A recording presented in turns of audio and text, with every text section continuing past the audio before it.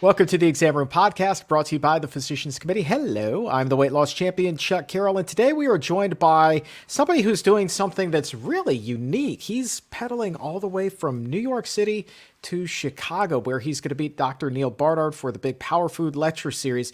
Going to link up in the Windy City. I think it's just an incredible idea. And oh, by the way, this gentleman has been vegan since 1989. Get that? Yeah. You want to talk about being ahead of the curve? He was there, my friend. So 1989, you got to figure that things were a lot different back then than they are today. He's also an actor. You've probably seen him in a ton of commercials, some small movies as well. And he's also a former writer for Men's Health, did their Fit Beyond 40 column and actually parlayed that into founding a company that he calls Fit Beyond 40. His name is Kirk Charles. He has an incredible story, and I am thrilled that he is here to share it with us today. Kirk, welcome to the show, my friend. Thank you for having me, sir. I appreciate it. I appreciate you, man. What an amazing journey you're about to go on, but what an amazing journey you must have had. I mean, taking the vegan plunge in 1989, what was that like, Kirk? It was crazy. And you know what? It was probably the most serendipitous point of my life because I had no intention of being vegan. Back in, I guess, 1986 or so, I stopped eating red meat just to see how I would feel. And I believe I was 22, 23 years old. The next year, I stopped eating chicken. The next year, fish and dairy. And all of a sudden, I was there. And I never vowed to never go back to eating those products, but I just never have. I didn't feel a need to. I felt better. And I just fell into it by mistake, to be very honest with you, because back then, no one even knew what the word vegan was. I didn't know what it was. There People are a lot calling of it, people today who are still confused. yeah, I'm still confused, to be honest with you. But people calling it vegan, this and that, and like, what is that? What does that mean? I thought a vegetarian was a person who ate only plant fare, but as it seems to be now, you can be a vegetarian and eat chicken, fish, octolovo, whatever it's called. I don't know what these things are. All I know is I eat plants. That's what I do. And I don't even like to call myself a vegan any longer. I do that because people understand what the word means. But I just say I eat plants, and that's all I do. It's pretty simple. There you go, man. Keep it simple, man. I like that KISS philosophy. You remember that acronym back in the day? Keep it simple, stupid. I love that one. So no big health scare for you to drive you in that direction. You just kind of did it because you didn't want to eat any more red meat. No, that's exactly what it was. And I just felt for some reason there was no need to really eat meat any longer. And I couldn't figure out what it was. So again, that first year I said, I'm not going to eat any red meat. My family thought I was crazy. They still do now. But, you know, I just stopped eating meat just to see what would happen. And I read a book back then called Back to Eden. I believe it was back then. I read another book called African Holistic Health. So those are some of the things that catapulted me toward doing that. And also, one of my aunts, I fasted with her for like maybe 5 or 6 days. We did nothing but a water fast. So for some reason, my mind I've always had the mindset of, I got to eat more veggies. I got to stay away from certain things because I've always wanted maximum health. And I think there was really nothing wrong with me, but I could envision back then maybe having heart disease or some other things going wrong in the future when I would turn 50. And lo and behold, I'm 60 to 61 now. So I passed that mark. But I've always wanted maximum health. And I think that's the real driver of why I do what I do. Was heart disease a big issue in your family? Cancer, anything like that? Diabetes? Heart disease rather, is a big issue. My father passed away from heart disease before the pandemic, maybe 2019 in that area. And a lot of folks have high blood pressure. Pretty much everyone in the family seems to have high blood pressure. People have all types of problems that they really don't tell you about all the time unless you're sitting down and having a conversation with that person directly. But people are not in my family and all families that I know, people just don't really discuss these things when you're out socially. Now, I happen to be a personal trainer, so I hear a lot of different stories, and people are telling me what's going on. But back when I was in my 20s, I really didn't see as many people with cancer as I do now, obviously, because I'm older, I have a different mindset. But, just for me, I'm a results oriented person. I want good, positive results. Now, my father happened to be a professional athlete way back in the day, so we have athleticism in our family.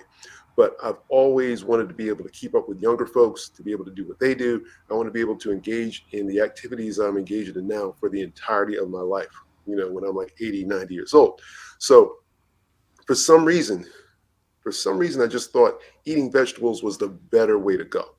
And again, after reading Back to Eden and other books back at that time, I think it's the best thing that's ever happened to me. For sure. All right. So I'm a sports guy. Now I'm curious about your dad. What sport did he play? He was a professional football player. He played back in the late 60s, early 70s with the then Boston Patriots in the 60s, and in the 70s, the Houston Oilers. Oh, wow.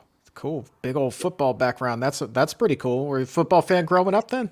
Definitely a football fan, but you know how they say that talent skips a generation. So the professional athletic genes skipped me. But, Um, man, but you became a trainer. I mean, that requires athleticism, Kirk. it does, but it's definitely not at the professional football level. Those guys are, they're just freakish with what they can do.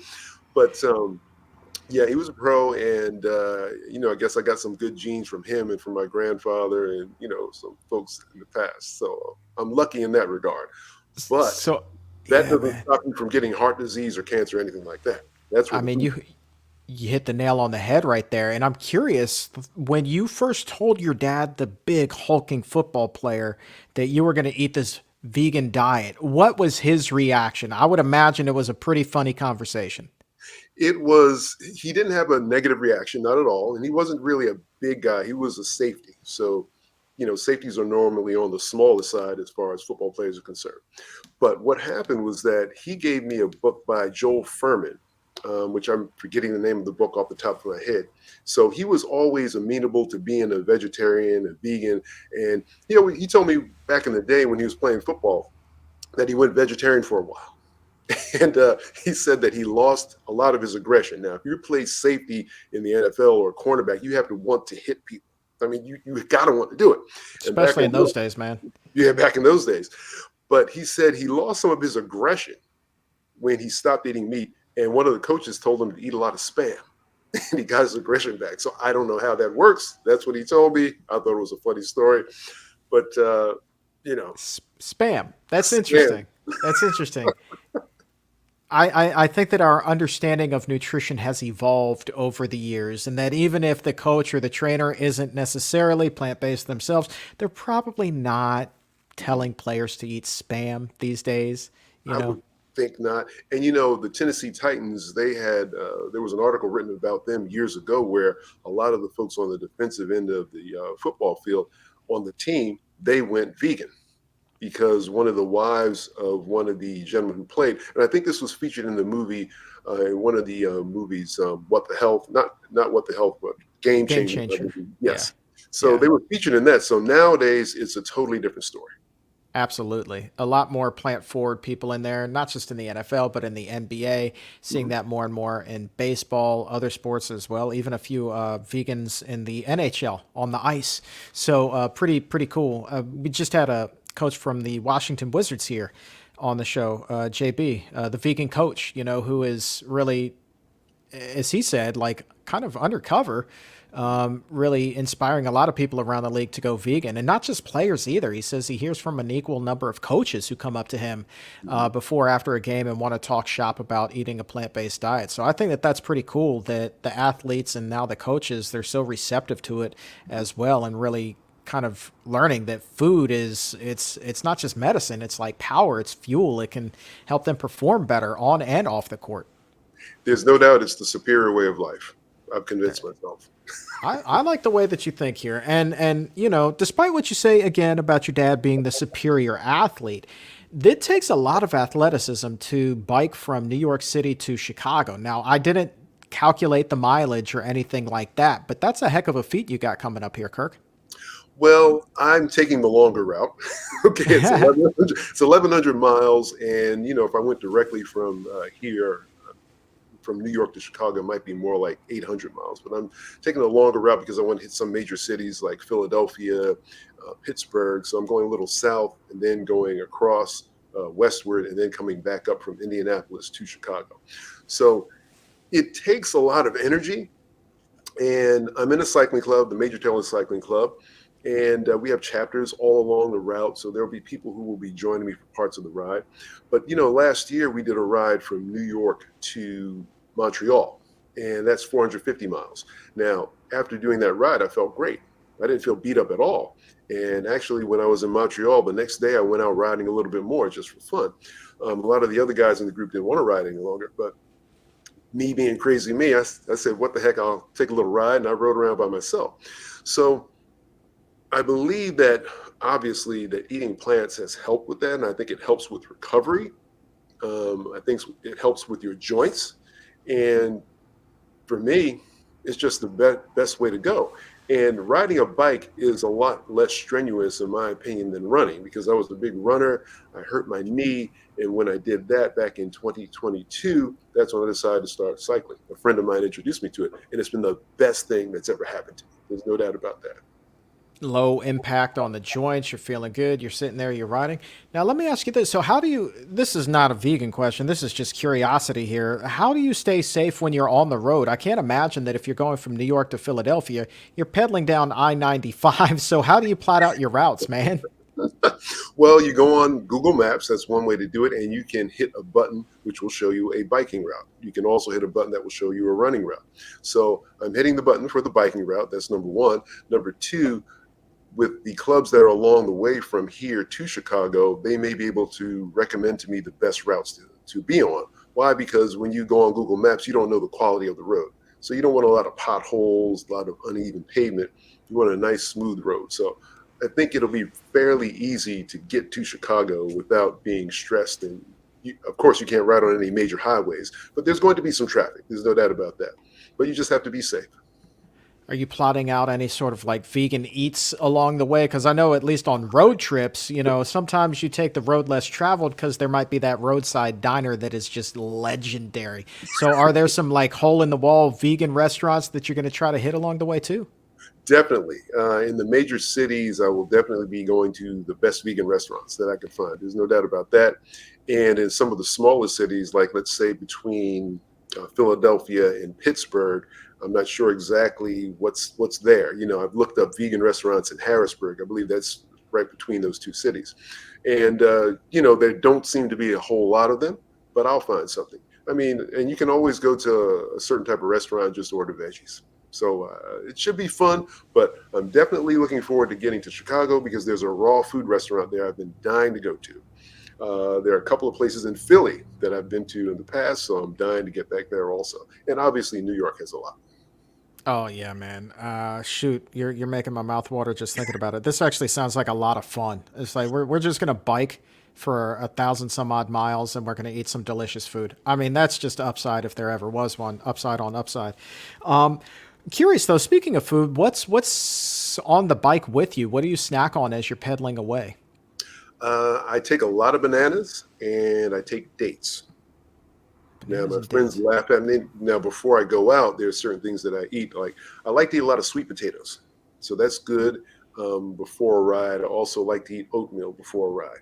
Sometimes I might just have veggies and rice before the ride. Now, when I say before the ride, I'm talking about a longer ride. If I'm going for more than like 50 miles, then I eat those certain things before going out. If I'm only doing like 30 or 40, I can just eat a few bananas and take some dates and go on out on the road. Another factor is how hard are you pushing yourself? A bike and you're going slow, it really doesn't take a whole lot of energy. The main thing is just staying upright on the bike and sitting on the seat, which can be a little painful sometimes. So everyone always says, I don't see how you sit on that hard seat for all those hours. Well, yeah, that's what I do. So let's say I do 100 miles in a particular day. It might take me about 7.5 hours, including taking a break.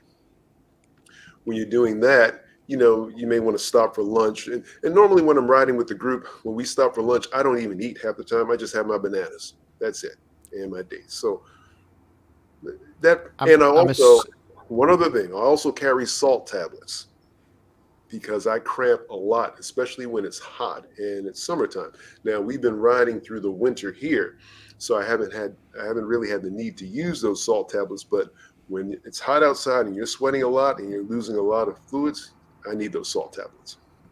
Yeah, and so this ride for you is going to be May into June. So yeah, it's definitely going to be warmer weather here on the East Coast, for sure. When you're talking about eating those bananas for lunch, I noticed plural. So are we talking two, three, four, maybe six? How many are we crushing at a time here, Kirk?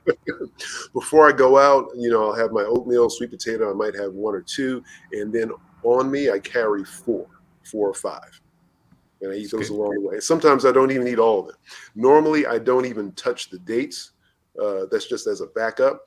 Sometimes I may take energy bars if I don't have the dates or the bananas with me. So And that all sounds like relatively inexpensive, especially with the bananas, the dates, the oatmeal, the rice, the vegetables, sweet potatoes, things like that. People pay premiums on top of premiums for these protein fuels and this and that. And that is extremely expensive at the end of the day when you add it all up. It sounds to me like you're budgeting these bike rides quite well as well.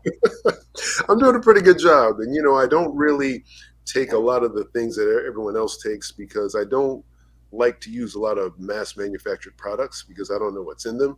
And obviously, you need the energy for the ride, but I'm thinking more long term. I'm thinking about how to avoid cancer and heart disease and other metabolic diseases.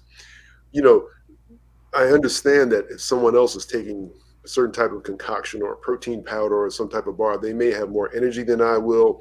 They may do better than I will, but I'm not really concerned about that. I'm concerned about long term health. Now, Kirk, I'm looking at you, 61. I mean, you don't have a wrinkle on your face. I mean, you're doing good, my man. You're doing good. When I go to when I'm doing commercial shoots and a lot of photographs, they normally say, "Oh, your skin looks great. You don't have to put that much makeup on you," but they're still putting some on me. So there are some lines there, Chuck. Um, I guess I'm I doing a mean, good I can job of bring you full covering it up. screen and scrutinize, but I'm telling you, there's not much there, if anything. Working on it. Maybe it's genetics, maybe it's just the food. I'm hoping it's both. But I learned something a long time ago. I went back in the 90s to a Tony Robbins extravaganza. And part of it, there was a health component on the last day. And he said something interesting. He said that aging is the process of toxicity consuming the body. And I never forgot that. So I started thinking, well, what if I stop putting toxic things in my body? Would I age at a slower rate? It's really that simple. That's all I've been trying to do, putting the best food in my body. And I'm evolving as time goes on. There's still many more things that I probably need to incorporate and I need to do. So as time goes on, I'm getting better and better and better philosophically as far as my approach to plant-based eating. And it's done wonders for me. It really has. I mean, absolutely. I mean, you look healthy, you look happy, you look young, you look vibrant. I mean, I could just keep listing the accolades on there, on and on and on. I mean, you're doing an amazing job, and I think anybody who's working with you at Fit Beyond 40, I think, is really reaping the benefits. Your enthusiasm, your zest for life, your passion. It's like it just oozes out of your pores, man. Look at you smiling now, like you can't even contain it. For goodness sakes, come on, man. Well, I'm So, happy to be here because look, you're like you're big time. You're nah, big time, Chuck. You don't know nah, it. Well, maybe you nah. do know it, but you're big time. And I've always wanted to work with the Physicians Committee and be on a show like this because there's a perspective that I might have. My goal is just to inspire people, and I've done a whole lot of preaching over the last 35 years about plant-based eating, a whole lot of it. And a lot of people are probably sick of it, but I just keep saying the same thing because you get better results. And that's really what people want, results. Yep. So, I just keep on moving and keep on going. And now, I'm taking a step back as far as maybe preaching so much and maybe showing people. So that's part of the reason why I'm doing this ride to inspire people. I'd love to have 1 million people following me on the journey because you'll be able to look me up on the computer and see where I'm at. I want to show people what can be done on a plant-based diet at age 61, where you're supposed to be slowing down and just sitting in your lazy chair and flicking the remote, looking at football games, which I love to do that too, by the way. But, I got to get out there on the road. I have to do something, and I have to be able to show other people that they can do it. And, I heard a speaker maybe a few months ago, and he said, instead of being intellectually persuasive, we have to be emotionally compelling.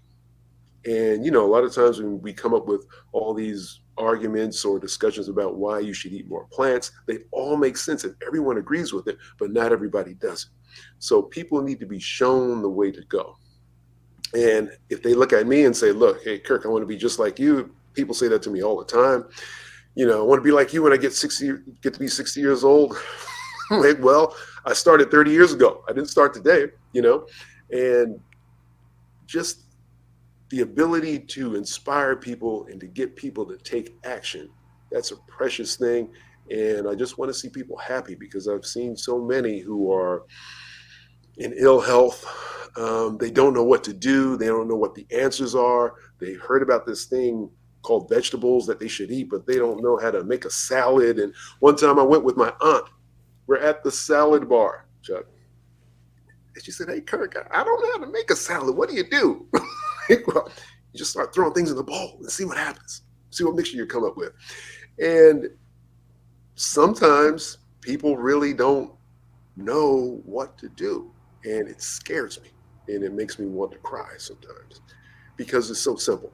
It's so easy. So hopefully I can inspire 1 million people to engage in more plant-based eating, engage in more cardiovascular exercise. And the focus this year is on heart disease. How do we overcome heart disease? Riding a bike has done wonders for me because long stints of cardio exercise definitely bring down the blood pressure. I guess your body's releasing, the longer you ride, I'm assuming you're releasing more nitrous oxide, and that's helping out. So when I'm out on the bike and I'm riding 4 or 5 hours, it does wonders for me throughout the rest of the day and even into the next day. Combine that with plant-based eating, something You're great. good to go. You're good to go. You're good to go, my friend. You're good to go. I dig that, and you're talking about, people not knowing what to do. I remember feeling lost and not knowing what it meant to eat healthy for years and years and years until I finally stumbled upon this plant-based thing. And then suddenly, like, everything kind of fell into place. I didn't know, that a Caesar salad with all of that cheese and fatty dressing wasn't healthy for me. Like, come on. And I think it's so cool that you're able to lead by example and not be judgmental when somebody says to you, I don't even know how to make a salad, right? Like, your answer was spot on. Like, put stuff in the bowl and see what happens. Like, mix up those flavors, see where it goes from there. I think that's really cool, Kirk. That's what it is, not being judgmental. Because to be honest with you, I don't believe that there's such a thing as healthy food and eating healthy. I like to think of it as, because if I say I eat healthy and I'm eating healthy food and you don't do what I do, then all of a sudden I'm putting you down to a degree. And I remember I had an argument with a lady, not an argument, but a heated discussion with one of my clients one day. And she was talking about giving her kids milk and they had to have milk. And I guess I was saying, or being too adamant about saying that milk is not the best thing for you. You shouldn't do that. And then she said to me, so you think I'm a bad mother, huh? So when she said that to me, I said, whoa, I got to slow down. I got to back off. Yeah. What you're doing. Roll that one back, buddy. What you're doing is not bad. What you're doing is not unhealthy. It just doesn't produce the type of result that you may want. And here's some of the information you should look at. Go check out Neil Barnard. Go check out a whole lot of other people, and they'll tell you about milk and cheese and all those things in a much more eloquent fashion than I ever could. But this whole thing of being vegan, plant-based for 35 years, you go through a lot of changes and evolutions, and it's been a fun journey. It's been a fun journey. So, I'm always thinking of how can I inspire people without being preachy, without coming down on you. I don't want you to feel bad about what you're doing. I just want you to understand what you're doing. And then once you come to the understanding, then maybe you'll make a decision. And one other thing, I want to get to people before they have a health crisis. You want to start engaging in this way before you have any type of cancer diagnosis or heart disease diagnosis or type 2 diabetes or whatever it may be. The process starts early on and the process starts immediately. And a lot of times people, most of the time, they're motivated by pain and pleasure. And, the pain of having a diagnosis of cancer or heart disease, that's not good. The pain of having a stroke, a lot of folks won't make a change until they actually have a stroke. Sometimes it's a little late. I want to get you early, get you started, get you motivated so you don't have to worry about having a stroke as much. I mean, it can still happen. Obviously, you can still have a diagnosis of cancer, a lot of these things that happen to you, but it will not be as severe if you're on a plant-based diet. That's the way I live my life. Hey man, I love it. I think that you're, riding through life, so to speak, as a role model for a lot of other people. And I know that you're also working a lot to combat these increasing rates of chronic diseases among the African American community. And you're Oh, yeah. truly leading by example there as well. And I hope that, anybody, regardless of race, is listening to your story today and they're like, man, look at this 61-year-old young man. Look at how he's living his life. Look at what he's able to do. You are not, the definition of 61. You're in a lot of ways like the antithesis. You're the inverse of what many people think at 61. People think 40 is over the hill, and here you're like, 40? Like, I'm going to like ride from New York to Chicago, man. Like, let's go. Like, you are a true leader, Kirk, and it's been a joy to talk with you a little bit today. And I think that there's a lot of people listening and watching right now who are like, well, he said that we could kind of follow along. So how can people track your progress as you're making the trip? For now, follow me on Instagram at Kirk Charles. You can go to Bike America 2024 and follow me there. I'll be setting up a link where you will be able to track me real time. So I have not set that up yet, but that will come and you will get that information. And for those who may want to join me on the road, I'm going to publish my itinerary, my schedule in about a week or so, starting from the 21st in Manhattan and all the way through June the 5th or June the 4th. I've given myself a little extra time just in case of the weather or any other thing. But I might just want to stay in the city for an extended period of time. Who knows? But people will know where I am, what I'm doing, and I will be posting daily after the ride, just a recap of the day. So you'll be able to follow me and know what's going on and get tips about plant-based eating. How does it feel, when you're at miles 70, 80 and you feel like you just want to roll over in the gutter, but you just keep going? So things like that I'll be touching on. And it's going to be a heck of a lot of fun. See, that's the thing, Chuck. We're here to have fun, to help people have fun, and live a vibrant life. There's no need for a lot of this misery that we put ourselves through. You can get an amen, Kirk. You can absolutely get an amen on that one, my friend. So I can't wait to see how everything progresses. We're going to drop a link. We'll make it real easy for the roomies. We'll drop a link to everything in the show description or in the episode notes. And then we'll follow up with you after you cross that finish line. We'll circle back. We'll get the full debrief. The cool restaurants that you saw, linking up with Dr. Barnard in Chicago, how your butt feels after sitting on that seat for so many miles. We'll get into everything. A lot of butt cream, Chuck. A lot of butt cream. Trust me. I mean, that's going to be my best friend. And words that have never been said on the show before. All right. Good deals. You the man, Kirk. You the man. Pedal safely, my friend. Thank you, sir. Appreciate your time.